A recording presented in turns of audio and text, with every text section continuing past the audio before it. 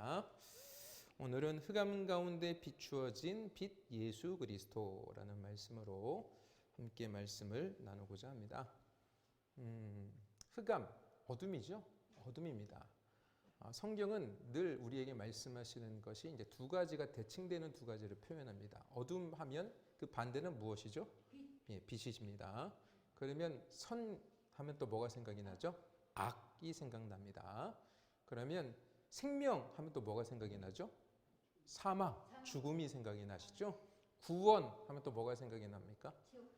멸망, 그죠? 예, 천국 하면 지옥이고 구원은 멸망, 그죠? 예.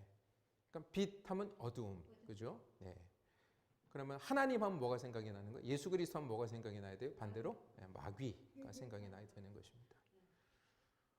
우리가 이제 인생을 살다 보면 우리의 인생을 이 두 가지의 영역 속에서 반드시 우리는 구별을 해야 됩니다. 그러니까 내가 지금 서 있는 편이 어느 편에 서 있는가, 선에 서 있는가, 악에 서 있는가, 구원에 서 있는가, 아니면 멸망에 서 있는가, 하나님의 나라에 서 있는가, 아니면 지옥에 서 있는가, 하나님의 편인가, 아니면 나는 마귀의 편인가. 어떻습니까? 여러분들의 인생을 한번 잘 되살펴 보시면 여러분들은 지금 어느 곳에 있습니까? 빛 가운데 있습니까? 어둠 가운데 있습니까? 한번 대답 안 하셔도 됩니다. 잘 생각해 보시라는 것입니다. 예. 오늘 이제 말씀을 보시게 되면 이렇게 말씀하고 있죠. 전에 고통받던 자들에게는 흑암이 없으리로다. 그러니까 전에 고통받던 자들은 어디에 있었다는 것입니까? 흑암 가운데 있었다는 것입니다. 그렇죠? 그러니까 여기서 이제 고통받는 자들이라는 것은 앞에 우리가 지난주에 살펴봤던 신접한 자를 찾고 세상을 의지하고 세상을 따라가는 사람들을 말하는 것이 아닙니다. 하나님의 말씀이 봉인되어지고 하나님의 얼굴을 가리워지는 상황에서도 하나님을 갈망하며 그 고통과 어려움 속에서, 그렇죠? 하나님의 말씀을 구하는데 하나님이 말씀을 주시지 않으니까 이게 얼마나 힘들고 어려운 상황입니까? 그럼에도 불구하고 끝까지 인내하며 하나님을 바라보고 의지하고 살았던 존재들을 뭐라고 얘기하냐 하면 고통받는 자들이라고 하는 거예요. 빛을 구하지만 흑암에 머무를 수밖에 없었던 그 존재들, 그죠? 자, 그래서 하나님께서 그 흑암이 없으리로다라고 이제 말씀을 하고 계시는 거예요. 그들이 이제 고통을 받았다가 이제 어떻게 되는 거예요? 흑암이 없어지는 것입니다. 그러면 흑암이 없어진다는 것은 무엇을 의미하는 겁니까? 어둠이 사라진다는 건 뭘 상징하는 거죠? 빛이 임하는 거예요. 그렇죠? 어둠이 사라지는 것은 빛이 임하게 될 때입니다. 여러분 정말로 깜깜한 그 상황에 여러분들이 처해 보신 적이 있습니까? 창틀이 없는, 창문이 없는 그러한 암흑만 있는 것을 경험해 보신 적이 있어요? 빛이 하나도 없는. 저는 우리 그 인천에 있는 집이 화장실이 빛이 하나것도 없어요. 창틀이 없어요. 그래서 거기에 불 끄고 들어가면 아무것도 안 보입니다. 눈앞에 이렇게 내 손을 갖다 대어도 내가 내 손을 갖다 댔으니까 내 손이 여기 있다는 것을 알지, 정말로 어떠한 물건이 누군가가 내 앞에 서 있어도 아무것도 보이지 않는 것을 바로 뭐라고 하냐면 흑암이라고 하는 거예요. 그런데 그 어둠 속에 자그마한 불빛 하나만 있어도 그 빛은 어떻게 하게 되어 있어요? 그 빛은 드러나게 되어 있다는 것입니다. 그죠? 지금 근데 이거는 흑암이 없어진다는 건 뭐냐 하면 그러한 빛이 말하는 게 아니에요. 미세한 빛이 비춰지는 것이 말하는 게 아니라 완전히 어둠이 물러가는 빛이 임하게 된다는 것입니다. 그렇게 될 때 흑암이 없어지는 것입니다.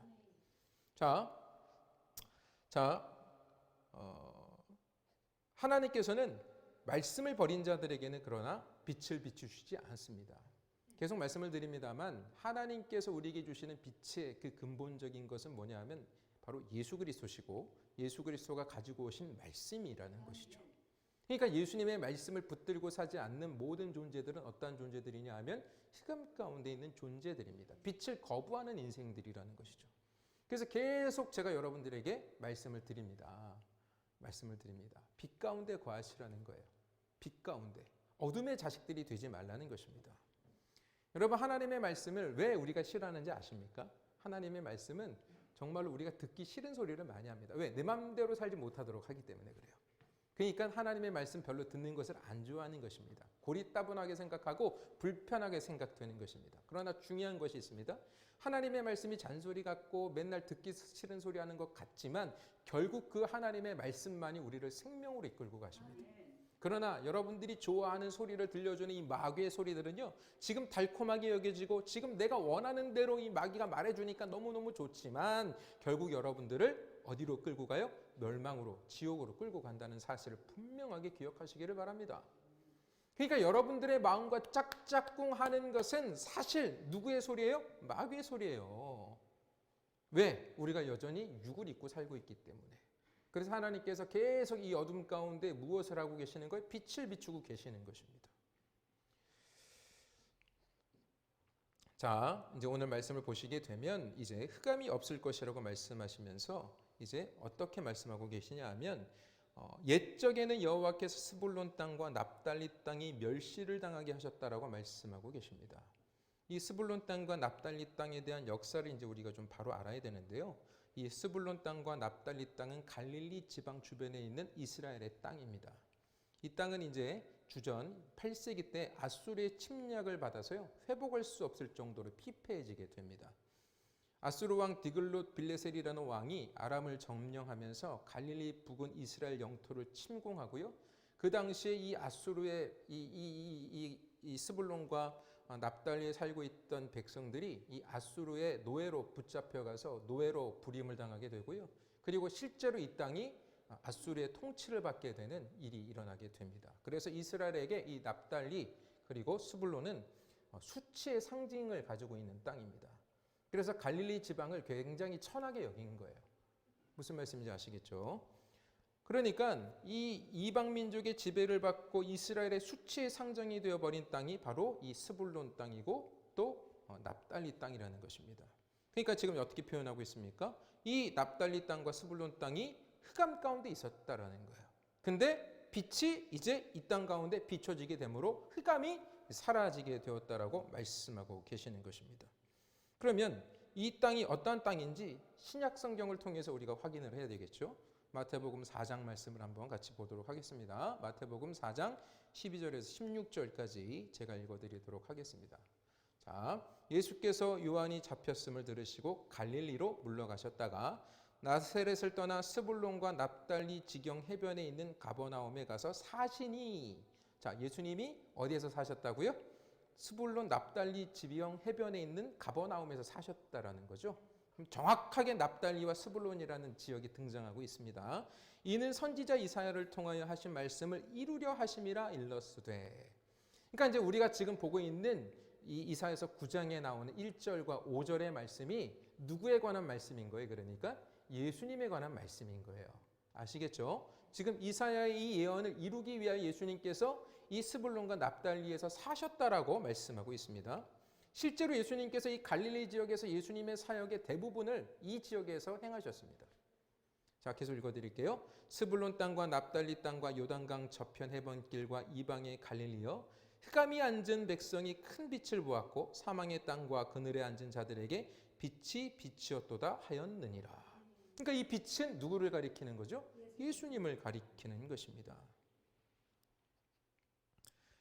흑암 속에서 신음하던 자들에게 빛이신 예수 그리스도께서 오신 것입니다. 그러니까 예수님의 오심으로 이 땅에 있는 백성들에게 생명의 빛이 임하게 되는 것입니다. 그러니까 여러분들에게 지금 생명의 빛이 임한 거란 말이죠. 그죠? 자, 그래서 이제 이 이사야서 9장 2절의 말씀을 마태가 그대로 인용한 것입니다. 흑암에 행하던 백성이 큰 빛을 보고 사망의 그늘진 땅에 거주하던 자에게 빛이 비치도다.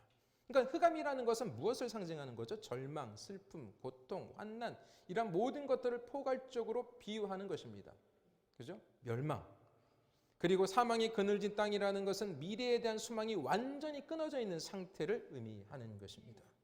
그러니까 여러분들은 지금 어느 자리에 있냐는 거예요. 흑암, 사망의 그늘진 그 땅에 머물면서 소망이 없이 살아가고 있는 인생 아닙니까? 여러분, 소망이 없는 인생이라는 건 뭐냐 하면 이 땅에 소망을 두고 살아가는 자들을 뭐라고 얘기하냐 하면 소망이 없는 자들이라고 하는 것입니다. 왜냐하면 이 땅의 소망은 결국 끝이에요. 죽음이에요.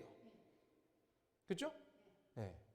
뭐 얼마 전에 삼성의 이건희 회장님이 돌아가시지 않았습니까? 그분 돌아가실 때 뭐 가지고 갑니까? 그분이 엄청난 꿈을 꿨고 사실 이 땅에서 그 꿈을 이루신 분입니다. 그죠? 그분만큼 인간의 소망을 가지고 이 땅에서 그 소망을 이루신 분은 없어요. 어떻게 보면. 그죠? 근데 그분이 돌아가실 때 자기가 이 땅에 이룬 그것을 무언가를 가지고 가지 않아요. 남들보다 좀 더 화려한 무덤? 그 정도입니다. 그러나 그 무슨 소용이 있습니까? 죽었는데. 그죠? 유명해진 거? 그분의 이름이 남은 거? 아니에요. 그건 아무 의미 없습니다. 허무한 것입니다. 우리 인간에게 있어서 가장 중요한 것은 뭐냐 하면 하나님께 인정받는 거예요. 하나님의 사람으로 택함받아 그 하나님께서 인정해 주시고 하나님의 아들이 우리를 위하여 생명을 내어주시는 그 존재가 가장 소중하고 고귀한 존재라는 것입니다. 그들이 바로 어떤 존재입니까? 어둠에서 빛으로 옮겨진 하나님의 백성이라는 것이죠. 그러니까 우리는 어둠 속에 있는 존재들입니까? 빛 가운데 있는 존재들입니까? 빛 가운데 있는 존재들입니다. 그러면 빛 가운데 있는 존재라면 여러분들과 저는 빛 가운데 있는 존재처럼 살아가야 하는 것이 맞죠? 맞습니다. 그러니까 우리 이걸 알아야 돼요. 구원은 이미 이루어진 겁니까? 이루어지지 않은 겁니까? 이루어진 겁니다. 그죠? 예수님께서 십자가에서 죽으심으로 말미암아 우리의 모든 죄를 대속하시고 우리를 거룩하고 정결한 자로 거듭나게 하셨단 말입니다. 그럼 우리는 이제 어둠에서 빛으로 옮겨진 하나님의 백성이 된 거예요. 그죠? 그러면 하나님의 백성이 되었다면 우리는 지금 현재를 살고 있지만 먼 미래에, 그렇죠? 우리의 미래는 무엇이 결정되어 있는 거예요? 구원이 결정되어 있는 것입니다. 나의 정체성은 하나님의 백성인 거예요. 그러면 우리는 어떻게 살아가는 것이 맞습니까? 이 땅에서 하나님의 백성으로 살아가는 것이 맞습니까? 아니면 그냥 이 세상 사람들과 똑같이 살아가는 게 맞습니까? 네, 하나님의 백성처럼 살아가는 게 맞는 거예요. 이게 신앙생활입니다. 그러니까 신앙생활이라는 것은 그저 내가 하루 잘 먹고 잘 살고 하나님 잘 믿어서 내가 열심히 해서 하나님이 주시는 그 구원을 내가 얻어야지 하는 인생을 사는 것이 아니라 이미 하나님의 은혜로 받은 그 구원, 그래서 그 구원을 받은 자들은 어떤 존재로 이 땅에서 살아가게 된다는 것을 예수님을 통해서 보고 깨달아져서 그 예수님이 나의 본이 되어서 그 예수님과 연합되어져서 그 예수님이 인도하시는 대로 그 길을 살아가는 존재들이 바로 뭐냐 하면 천국을 선물로 받은 자들의 모습이라는 거예요. 근데 그것을 망각하고 내가 구원받은 자라는 그것을 망각하고 살아가는 자들은 어떤 존재입니까? 그러면 내가 구원받은 존재라는 사실을 망각하고 내가 하나님의 백성이라는 신분을 내가 내팽개쳐버리고 내 마음대로 내 뜻대로 살아간다면 그것은 누구의 백성인 것이죠? 네, 마귀의 백성인 것입니다. 그러니까 성경은 그 내용을 계속 우리에게 말씀하시는 거예요. 예수님의 은혜로 너희들은 구원받았다. 근데 우리는 구원받은 것을 뭐로 생각합니까? 내가 아무리 많이 죄를 지어도 나는 구원받아. 그러니까 이 세상에서 아주 속 편하게 살아가는 거예요.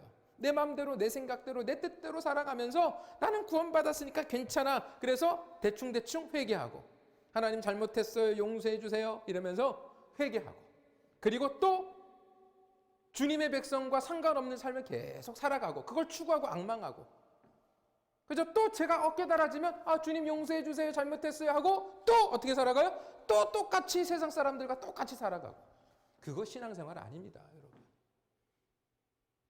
그걸 신앙생활이라고 생각하고 그걸 구원이라고 생각하니까 오늘날 이 교회가 이 세상 사람들 보기에 걱정과 근심이 되어져 버린 것입니다. 제가 2주간에 어떤 여자 목사가 설교하는 내용을 들었는데요. 제가 그 설교를 들으면서 처음 겪는 어떤 영적인 고통을 느꼈는데요. 그 설교를 들으면서 막 구토가 나올 정도로 이렇게 얘기합니다. 하나님의 나라는 평등하지 않다. 하나님의 나라도 높은 등급이 있고 낮은 등급이 있다라는 거예요. 그럼 여러분 생각해 보십시오. 여러분들의 몸에 소중하지 않은 부분이 있습니까? 여러분들의 몸 다 소중하죠. 똑같이 여러분들의 몸이 소중합니다. 이 손가락 아파도 아픈 거고 이 엉덩이가 아파도 아픈 거고 근데 얼굴이 아픈 것도 아픈 거고 그렇죠? 다 소중하니까. 그럼 여러분 이게 등급이 있는 거예요? 아니죠. 하나님의 나라는 하나예요. 그러면서 무슨 얘기하는지 아십니까? 하나님께서 그 설교 제목이 그거예요. 거부가 되는 방법. 거부가 뭔지 아세요? 부자 되는 방법. 그것도 아주 큰 부자 되는 방법. 하나님께서 그 방법이 뭐냐면 제가 듣다가 구토가 나서 안 봤는데 한 가지 본 게 뭐냐면 하루에 기도 3시간씩 하면 거부가 될 수 있다는 거예요. 조건이 하나 들어가더라고요.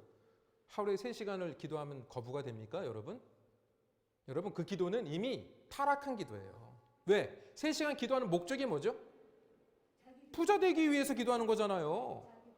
하나님 사랑하고 하나님을 섬기고 하나님 앞에 내 자신을 내어드리고 하나님의 뜻을 내 것으로 취하는 것이 기도인데, 내가 부자 되기 위해서 내가 3시간 기도 채워서 부자 돼야지 하면 그건 뭡니까?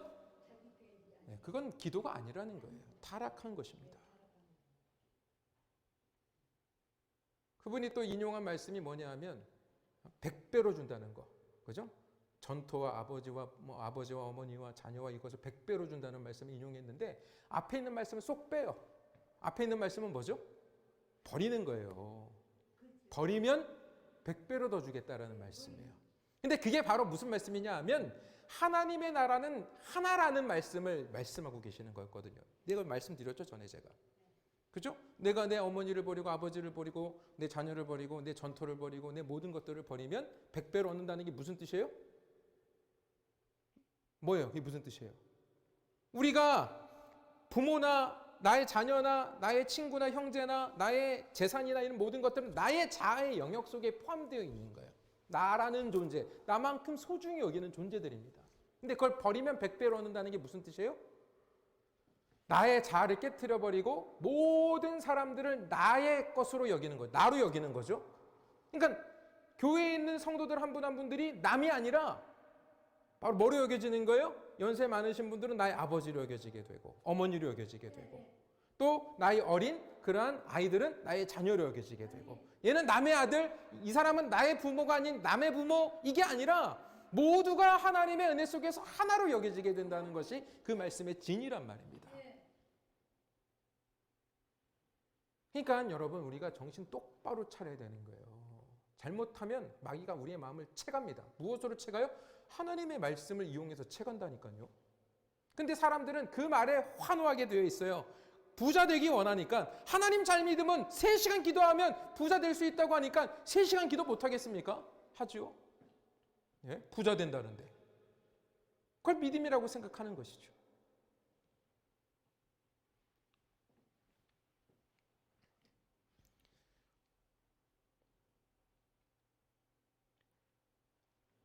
우리의 삶이 예수님을 믿는다고 우리의 믿음이 주님의 말씀에 귀를 열고 그 말씀에 의지하여 그 인도함을 따라가는 삶을 살지 않는다면 우리는 예수님을 믿는 것이 아닙니다. 예수님의 말씀을 오해하면 그것도 예수님을 믿는 것이 아닙니다. 예수님의 의도대로, 예수님께서 말씀하신 그 말씀의 의도대로 우리는 예수님을 믿어야 하는 것입니다. 그렇지 않으면 우리는 여전히 사망의 그늘에 있는 것입니다. 소망이 없는 존재로 살아가는 것이에요. 그러니까 우리가 구원을 이미 받았기 때문에 우리의 달려갈 그 목적지는 어디입니까? 그 표대는 어디입니까? 하나님의 나라인 것이죠. 부자 되는 게 아니란 말입니다. 그러나 우리가 인생을 사는 동안 하나님께서 여러분들을 부자로 만들어 주실 수 있어요. 믿는 사람들은 다 찌질이 가난뱅이로 살아간다는 이야기가 아닙니다. 하나님께서 우리를 사용하시고자 하시는 목적 따라 우리를 부자로 만드실 수도 있고 우리를 좀 가난에 처하게 하실 수도 있습니다. 그러나 분명한 것은 뭐냐 하면 우리가 그 눈앞에 보이는 현상을 따라 우리가 반응하는 존재로 살아가게 되면 우리는 분명한 그 하나님의 그 목적지를 상실한 존재로 살아갈 수밖에 없다라는 거예요. 부자는 부자로서 자기의 욕심을 더 채우고 이 세상의 것들을 내 마음대로 쓰면서 내 세상의 쾌락을 즐기고는 내 자신을 사용하면 하나님의 소망을 품을 수 없고, 또 내가 물질이 없다고 하여서 이 돈에 얽매여서 이 돈 하면서 살아가게 되면 어떻게 되는 겁니까? 그 또한 하나님의 소망을 잃어버리고 살아갈 수밖에 없는 존재가 될 수밖에 없다는 거예요. 그러니까 우리는 우리의 처한 상황에 따라 하나님이 주시는 그 길을 바라보며 그 상황에 만족하며 하나님의 그 목적지를 따라가게 된다라면 우리는 부함에 처하거나 가난에 처하거나 상관없이 하나님이 주시는 기쁨과 즐거움 속에 살아갈 수 있다는 것입니다. 어떤 분이 그렇게 말씀하시더라고요. 돈이 없는 것은 좀 불편한 것뿐이다라는 거예요. 불편한 것뿐이다라는 거예요. 여러분, 그렇게 이해하시기를 바랍니다. 좀 불편한 것 감수할 수 있는 인생이 되시기를 바랍니다. 이 불편한 것 때문에 성내고 이 불편한 것 때문에 하나님을 배신하는 인생 살지 않기를 주님의 이름으로 축원드립니다. 그래서 우리는 이러한 사망의 그늘에 앉아있는 존재가 아니라는 사실을 분명히 기억하시기를 바랍니다. 우리에게는 빛이신 예수 그리스도의 빛이 비춰진 존재들인 것입니다. 따라서 지금 우리가 보고 있는 오늘 본문 말씀은 아까도 말씀드렸지만 예수 그리스도에 관한 예언의 말씀이라는 사실을 알 수가 있습니다. 그러니까 스불론 납달리 땅에 거주하는 사람들은 예수 그리스도의 은혜의 빛을 보게 되는 자들을 의미하는 것이죠. 바로 우리들도 포함하고 있는 것입니다. 실제로 메시아로 오신 예수님의 주된 사역의 무대가 아까도 말씀드렸듯이 갈릴리 지역이었어요. 자, 3절의 말씀 한번 같이 보겠습니다. 자, 같이 읽어볼게요. 주께서 이 나라를 창성하게 하시며 그 즐거움을 더하게 하셨으므로 추수하는 즐거움과 탈취물을 나눌 때의 즐거움 같이 그들이 주 앞에서 즐거워하오니. 자, 주님께서 빛을 비추셔서 어둠 가운데 있는 자들, 흑암 가운데 있는 자들을 어떻게 해주신대요? 창성하게 하신답니다. 창성하게 한다는 게 뭐냐 하면 많은 이렇게 숫자적으로 늘어나는 걸 말하는 거예요. 그러니까 하나님의 백성들의 수를 하나님께서 더하여 주신다는 것입니다. 어떻게 더하여 주십니까? 우리가 구원받은 하나님의 백성으로서 우리가 이 땅에서 어떻게 하고 살아가야 돼요? 하나님의 사랑과 하나님의 은혜를 흘려보내는 존재로 살아가야 되죠. 우리 주님께서 마지막으로 유언하신 것도 무엇입니까? 너는 땅끝까지 이르러 내 증인의 삶을 살아라 라고 말씀해 주셨습니다. 여러분, 그럼 땅끝이 어딜까요? 여러분들 지금 이 전국 땅에 살고 계시는데 여러분 땅끝이라니까 어떤 분들은 그 땅끝이 예루살렘이라고 말하는 분도 있어요. 예? 그럼 우리 다 예루살렘 가야 됩니까? 아니에요. 땅끝이 어디예요? 여러분들이 선교지에 가는 게 땅끝입니까? 아니에요. 여러분들이 살고 있는 이 전국 땅이 땅끝이에요. 여러분들에게 있어서. 그러니까 여러분들이 살고 있는 이 땅에서 여러분들이 무슨 인생을 살아야 된다고요? 주님을 증언하는 삶을 살아야 되는 거예요. 뭐 나가서 노방전도 하면서 피켓 들고 예수 믿고 예수 천당 예수 제국 이거 외치라는 이야기가 아닙니다. 아까 우리의 찬양으로도 고백했지만 예수님이 가신 그 길을 우리가 걸어가기를 원하고 나의 삶이 예수님의 발자취를 따라가는 인생이 되기를 소원하셔야 된다는 거예요. 그래서 아까 그 찬양의 가사에서도 무엇이었습니까? 우리 형제와 자매를 사랑하고 내 이웃을 사랑하고 주님을 섬기고, 그죠? 우리가 그런 인생을 살아가야 되는 거예요. 내 욕심, 내 것을 취하기 위해서 사기치고 막 거짓말하고 이런 인생 사는 것이 아니라 정말로 내 마음이 나의 중심적인 삶을 사는 것이 아니라 주님 중심적인 삶을 살아가게 되는 것이 바로 무엇이냐 하면 증인의 삶을 사는 것입니다. 여러분, 증인이 무슨 뜻인 줄 아세요? 증인은요 순교적 의미를 가지고 있습니다. 증인이라는 것은 목숨을 걸고 내가 겪은 사실을 증언하는 사람인 거예요. 법적인 용어도 갖고 있습니다. 그러니까 여러분들이 경험한 예수님을 내가 삶으로 살아내는 거예요. 여러분들이 예수님의 은혜와 사랑을 크게 경험했다면 정말로 예수님이 나를 위해서 죽어주신 것이 여러분들이 정말로 감사하고 기쁜 것이라면 그것은 우리의 삶으로 배어져 나오게 되어 있다라는 것입니다. 눈에 보이지 않는 주님을 여러분들이 어떻게 사랑할 수 있어요? 어떻게 사랑할 수 있습니까? 예수님은 분명히 말씀하시죠. 눈에 보이지 않는 하나님을 너희들이 어떻게 사랑할 수 있냐? 내 이웃을 내 몸과 같이 사랑하는 것으로 표현할 수 있다라는 것입니다. 그렇죠? 자, 보세요. 창성하게 하시며 그 즐거움을 더하게 하셨으므로. 어떠한 즐거움입니까? 그러니까 여러분, 그 즐거움이 어떤 즐거움인지 뒤에 말씀에 나와 있죠. 추수하는 즐거움, 그죠? 농사를 우리 성도님들 많이 지으시는데 추수하는 즐거움이 무엇입니까? 내가 열심히 가꾼 그 작물들이 열매를 맺게 될 때 즐겁죠? 수확을 할 때 즐겁죠? 그러나 정말로 농부들이 하시는 말씀들이 이래요. 예수님을 믿지 않고 하나님을 믿지 않는 농부들도 이렇게 이야기합니다. 내가 심었지만 이거 하늘이 허락해야 풍작을 이룰 수 있다 이렇게 말합니다. 그죠? 그러니까 이 하나님을 모르는 자들이 뭘 합니까? 농사 짓기 전에 제사 같은 거 하잖아요. 뭐 기후제도 드리고 이런 거 하잖아요. 하늘에게 맡기는 거예요. 그죠? 그러니까 이 추수하는 즐거움은 무엇이냐 하면 하나님이 함께 하시는 즐거움이에요. 마찬가지 뒤도 마찬가지입니다. 탈취물을 나눌 때의 즐거움, 이건 전쟁에 관한 것입니다. 탈취물은 뭐냐면 전쟁에서 내가 이겨서 그 적들에게 가지고 있는 것들을 우리가 이제 뭐 하는 거예요? 그걸 이제 취하여 오는 것이죠. 그게 탈취물입니다. 전쟁에서 승리한 상징물이에요. 그럼 여러분 마찬가지입니다. 이스라엘의 전쟁을 한번 우리가 이 성경을 통해서 보게 되면 이스라엘이 전쟁 가운데 승리하였을 때 늘 누가 함께 하셨습니까? 하나님이 함께 하셨습니다. 그러니까 지금 여기에서 추수의 즐거움, 탈취물을 나눌 때의 즐거움, 같이 할 때의 즐거움은 무슨 즐거움입니까? 주님이 나와 함께 하시는 즐거움이라는 거예요. 그걸 임마누엘의 즐거움이라고 하는 거예요. 임마누엘의 즐거움. 여러분 어떻습니까? 여러분들의 인생 속에 어떨 때 여러분들이 즐겁습니까? 여러분들이 어떨 때 기쁩니까? 어떨 때 여러분들이 행복합니까? 여러분들의 배에 뭔가가 채워질 때 기쁘고 행복하지 않습니까? 여러분들이 원하는 세상적 어떠한 나의 탐욕과 내가 원하는 그 무언가가 성취되었을 때에 내가 기쁘고 즐거워하는 존재로 살아가고 있지 않습니까?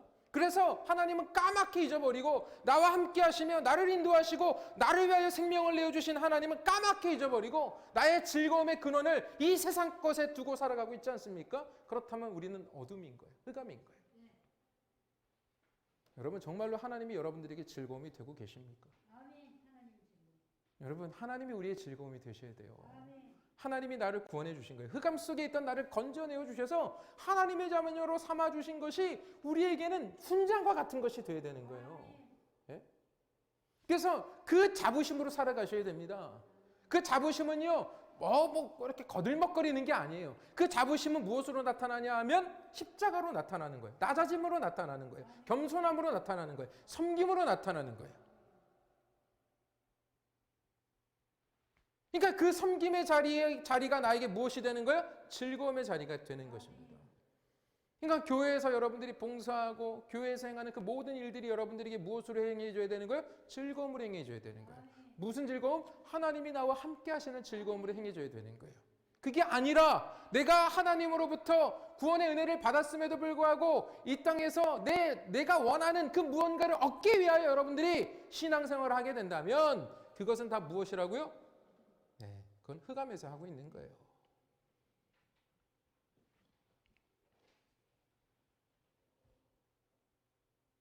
그러니까 뒤에 말씀해 보시게 되면 이렇게 말씀하고 있는 거예요. 그들이 주 앞에서 즐거워하오니. 주님 앞에서 주님과 함께하니 즐거운 거예요. 그러니까 여러분 지금 여러분들의 상황이 어떤지 제가 다 다를 것입니다. 좋은 일이 있는 분도 있을 것이고 근심과 염려가 가득 차신 분이 있을 수도 있습니다. 또 코로나로 인하여서 지금 많은 분들이 기본적으로 다 두렵고 근심하는 마음으로 살아가고 있어요. 자영업을 하시는 분들도 마찬가지고 또 교회들도 지금 너무나 어려운 상황 가운데 처해져 있습니다. 그죠?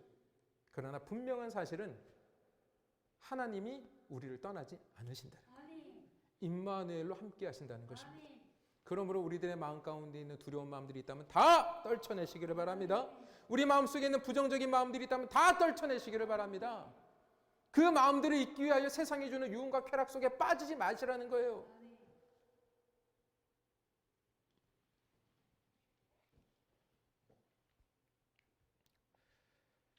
자, 4절의 말씀 보도록 하겠습니다. 자, 4절 5절 같이 읽겠습니다. 이는 그들이 무겁게 맨 멍에와 그들의 어깨의 채찍과 그 압제자의 막대기를 주께서 꺾으시되 미디안의 날과 같이 하셨음이니이다. 4절만 일단 읽을게요. 자, 여기 보시게 되면 그 즐거움이 무슨 즐거움이냐 하면 또 구체적으로 이제 설명을 합니다. 자, 무겁게 맨 멍에와, 그죠? 그들이 무겁게 먼 멍에. 그러니까 여기에서 그들이 무겁게 먼 멍에는 무엇을 의미하는 것일까요? 무엇을 의미하는 것일까요? 멍에는 뭔 줄 아시죠? 멍에. 예? 예, 멍에는 이제 뭡니까? 이렇게 소에 코 끼는 겁니다. 꼬는 이겁니다. 이렇게 멍에를 매는 겁니다. 소 끌고 갈 때 쓰는 거. 그러니까 멍에는 누군가에 의해서 내 코에 끼어지는 거예요. 그래서 질질 끌려다니는 거예요. 그죠? 무슨 말씀인지 아시겠죠? 네. 그러면 지금 여기에서 그들이 맨 멍에는 누가 맨 멍에입니까? 뒤에 보시면 압제자라는 표현이 나와 있어요. 압제자. 그러니까 누구예요? 마귀죠? 마귀입니다. 자, 예수님께서는 마태복음 11장 29절에서 나의 멍에를 메고 내게 배우라 이렇게 말씀하십니다. 그죠?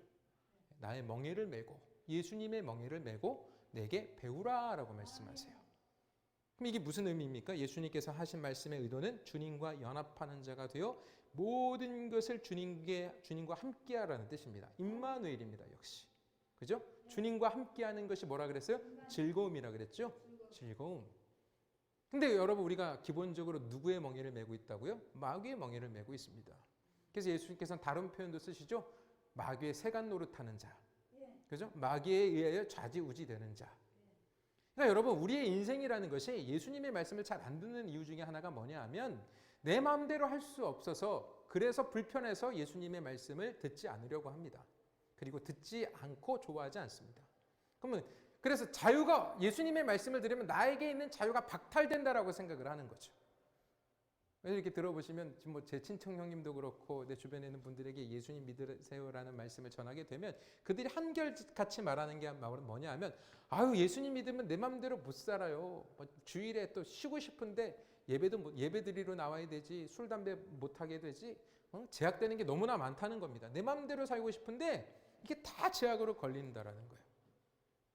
근데 여러분, 반드시 여러분들이 기억하셔야 될 게 뭐냐 하면, 우리는 마귀의 멍에에 매여 살아가든지 아니면 주님의 멍에에 매여 살아가든지 둘 중에 하나예요. 내 혼자서 자유를 누린다라는 건 없어요. 아까 계속 제가 서두에 말씀드렸죠. 이 세상은 선과 악, 구원과 멸망, 하나님과 마귀, 양극화되어 있어요. 둘 중에 하나입니다. 중간은 없어요. 많은 사람들이 나는 중간이라고 생각하면서 거기에 위로를 받고 살아갑니다. 왜? 내가 개인적으로 별로 큰 죄 짓지 않고 살아가면 그래도 중간이라도 되니까 설마 내가 지옥 가겠어? 이런 생각 가지고 살아가는 거예요. 근데 그런 마음들이 예수 믿는 사람들에게도 있는 거예요. 대충 살아도 예수님의 은혜로 난 구원받을 거야 라는 생각을 합니다. 여러분, 대충 산다는 것이 사실은 우리가 열심히 해도 우리의 인생은 대충이 될 수밖에 없어요. 완벽해질 수 없단 말입니다. 그렇죠? 그러니까 제가 여기서 말하는 대충이라는 건 뭐냐 하면 하나님을 믿지 않는 삶이 대충인 거예요. 하나님의 말씀을 들으려 하지 않으면서 예수님 믿는 척하는 인생을 뭐라고 이야기하냐면 대충 믿는 사람들이라는 거예요. 그러니까 이 대충 믿는 사람들은 실제로 자기는 말은 예수님을 믿는다고 말하지만 실제로 자기네들이 듣고 행하는 행동은 누구를 따라가는 거예요? 마귀를 따라가는 것이란 말입니다. 그 착각 속에서 벗어나시기를 바랍니다. 오늘날 그 착각 속에 살아가고 있는 기독교 신자들이 너무나 많아요. 그것이 제 자신일 수도 있다는 거죠. 그러니까 우리는 늘 자기 자신을 어떻게 됩니까? 주님의 말씀에 비추어 내 자신을 비추어 봐야 돼요. 여러분, 거울들 자주 보시죠? 특히 우리 여자분들 거울들 자주 보실 거예요. 뭐 거울 왜 봅니까? 내가 뭔가 묻지는 않았는지, 내 얼굴이 이뻐 보이는지 아니면 퉁퉁 불어 터졌는지. 그래서 이뻐지기 위해서 얼굴 보잖아요. 이쁘게 하려고 거울 보잖아요. 그죠? 여러분, 말씀은 우리의 거울이에요.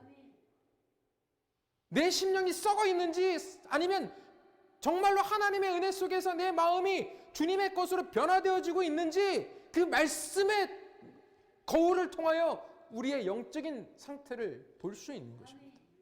그러니까 여러분들이 말씀에 담을 쌓고 있으면 여러분들은 뭐 하고 있는 거예요?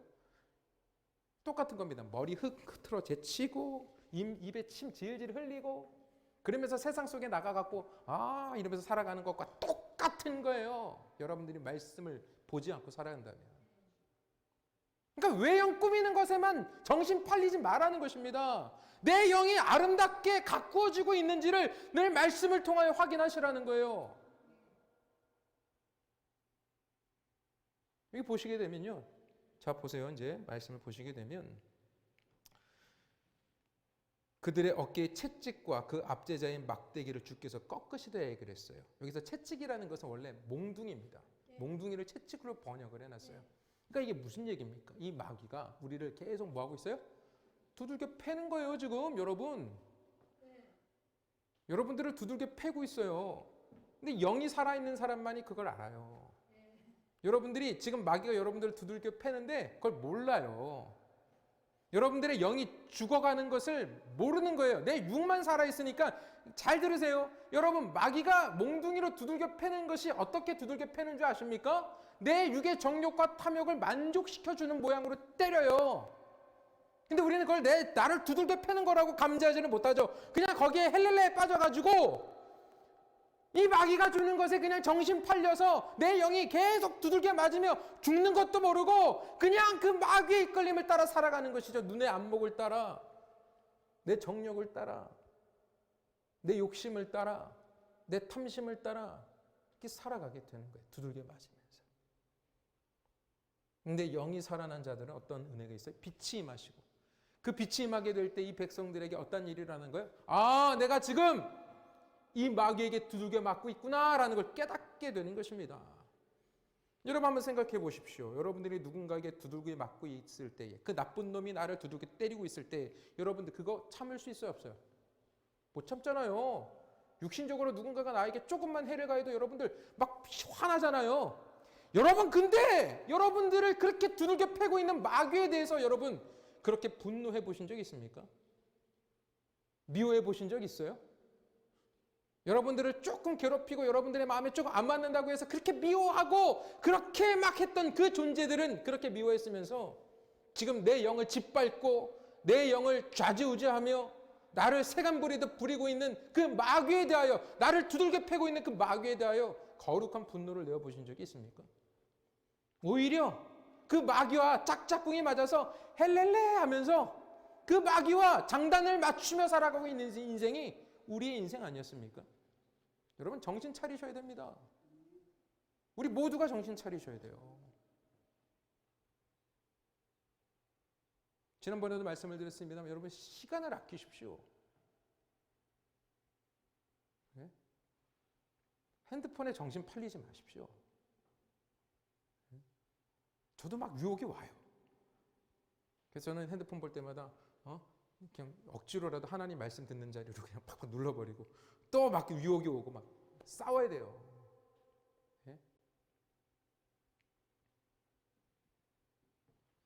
자, 근데 보세요. 이제 그들의 어깨의 채찍과 그 앞제자의 막대기를 어떻게 하신다고요? 주께서 꺾으셨다라는 것입니다.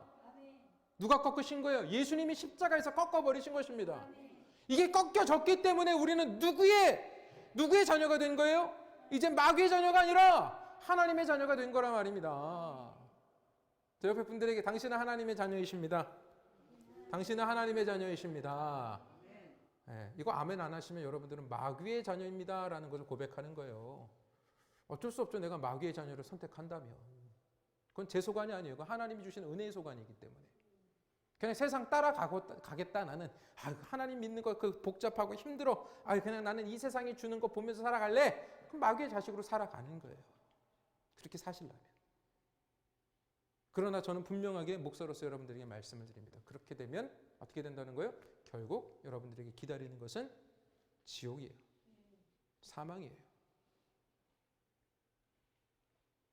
자, 그러면서 이걸 어떻게 꺾으셨냐 하면 미디안의 날과 같이 하셨음이니이다 이렇게 말씀하고 있어요. 이건 뭐냐 하면 실제적으로 이사야 선지자가 하나님께서 사사기 시대 때 사사기 7장 8절에 보면 기드온에 관한 말씀이 나옵니다.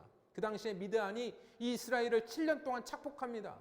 그 어려운 가운데 있었을 때 하나님께서 예수 그리스도를 예표하고 있는 기드온을 일으켜서 이 미디안을 멸절시켜 버리는 거예요. 무슨 말씀인지 아시겠죠? 300인의 용사를 세우셔서 멸절시켜 버리는 것입니다. 하나님의 군사들을 세우셔서 멸절시켜 버리시는 것입니다. 결국 어떤 일이 일어나는 거예요? 여러분들의 모습은 바로 이와 같은 거예요. 예수 그리스도의 십자가의 대속의 은혜로 우리는 어떤 존재가 되는 겁니까? 마귀의 멍에를 메고 마귀의 몽둥이에 두들겨 맞고 살았던 우리의 모습이 이제는 예수 그리스도의 십자가의 은혜로 말미암아 빛으로 흑암에 있던 우리를 빛으로 비치심으로 말미암아 우리가 이제 이 마귀의 세간 노릇에서 해방되어 참 자유를 얻은 구원받은 하나님의 백성이 되었다라는 사실이에요. 아시겠습니까? 이제 더 이상 우리는 마귀의 착복과 마귀의 두들겨 팹에 맞고 살아서는 안 되는 거예요. 맞겠다면 할 수 없고. 맞으실래요? 안 맞으실래요? 맞지 마시기 바랍니다. 네. 자, 그러면서 이제 5절에 이렇게 말씀합니다. 어지러이 싸우는 군인들과 신과 피 묻은 겉옷이 불에 섭같이 살라지니. 이건 뭘 얘기하냐면 이제 전쟁이 끝난다는 거예요. 전쟁이 끝났다라는 거예요. 전쟁이 끝나면 뭐가 오죠, 여러분? 평화가 옵니다. 평강이 옵니다. 그죠? 여러분, 결국 우리는 지금 어떤 상태에 있냐 하면 전쟁의 상태에 있어요. 그러니까 지금 이 5절의 말씀은 뭐냐 하면 우리의 결국을 말씀해 주시는 거예요. 너희들이 지금 치열한 전쟁의 삶을 살아가고 있지만 결국 너희들은 이 전쟁에서 승리할 것이다. 왜? 이미 예수님께서 십자가에서 승리하셨기 때문에. 여러분, 예수님의 십자가의 승리가 여러분들의 승리인 줄로 믿으시기를 주님의 이름으로 축원드립니다. 그걸 믿으셔야 됩니다. 그리고 예수님이 우리의 왕이신 것을 믿으셔야 됩니다. 제가 계속 말씀을 드립니다만 우리 예수님 믿는 사람들이 자꾸 착각하는 게 뭐냐 하면 예수님을 나의 구원자로만 믿어요. 뭘 또 믿어야 된다 그랬죠? 예, 예수님이 나의 왕이시라는 걸 믿으셔야 되는 것입니다. 우리 최호성 권사님만 정확하게 알고 계시네요. 예? 주님이 나의 왕이시라는 걸 믿지 않으니까 우리는 예수님 믿고 구원받았다고 하면서 누구를 섬기고 살아요? 마귀를 섬기고 사는 거예요. 그게 마귀의 세간 노릇하는 거란 말이에요. 안목의 정욕에 빠져서 세상이 주는 쾌락에 빠져서 살아가는 인생이 되는 겁니다. 돈의 노예로 살아가게 되는 것입니다. 다시 한번 말씀드립니다. 주님의 십자가의 은혜로 우리는 다 구원을 받았고 이제 구원받은 백성으로 살아가야 하는 존재들이고 그걸 위하여 우리에게 성령을 보내주셨고 그 성령의 인도함을 따라 계속해서 우리의 눈에 하나님의 말씀이 계속 공급되어지는 빛, 그죠? 그 빛의 말씀이 우리에게 임하고 계시는 거예요. 그렇다면 여러분들이 이 빛을 거절해야 됩니까? 계속 붙들어야 됩니까?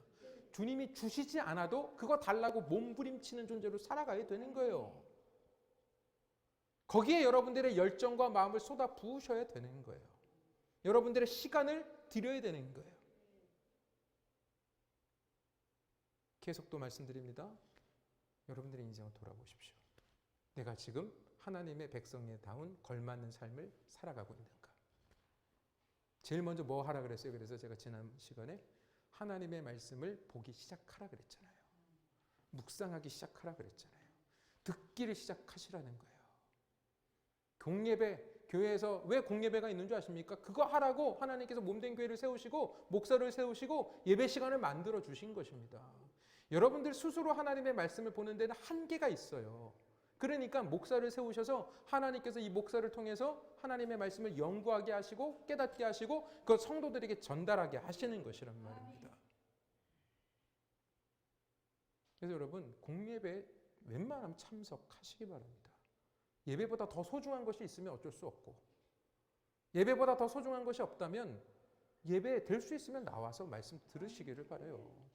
그게 안 된다면 여러분들이 있는 자리에서라도 말씀을 보시라는 거예요.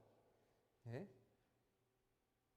거기에서부터 하나님의 백성의 모습이 본분이 시작이 되는 거란 말입니다. 그 빛을 내가 거절하고 있으면서 내가 하나님의 백성이라고 말하면 이거는요 말도 안 되는 소리예요. 예? 말도 안 되는 소리입니다.